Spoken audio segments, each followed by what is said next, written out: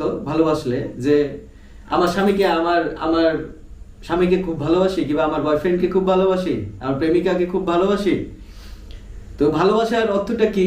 ভালোবাসলাম, এই I love you বলে দেওয়াতেই কি হলো, ভালোবাসা হয়ে গেল। হ্যাঁ, আমি তোমাকে খুব ভালোবাসি। দিয়ে তারপরের স্টেজটা কি হয়, আপনি কি করেন? আমরা করি সাধারণত, এরপর আমরা তদাকরি করতে লাগি। হ্যাঁ, কেমন? তাকে বিচার করতে শুরু করি।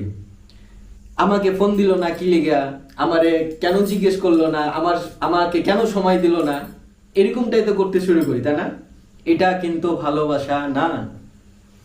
আবারও ভালো করে বলে দিই, ভালো করে সহজভাবে বোঝার চেষ্টা করুন, এটা কিন্তু ভালোবাসা না। এটা হচ্ছে অধিকার দর্পণ করা। কিন্তু ভালোবাসা অর্থ এটা না। ভালোবাসা অর্থ অধিকার দর্পণ আর অর্পণ করা না।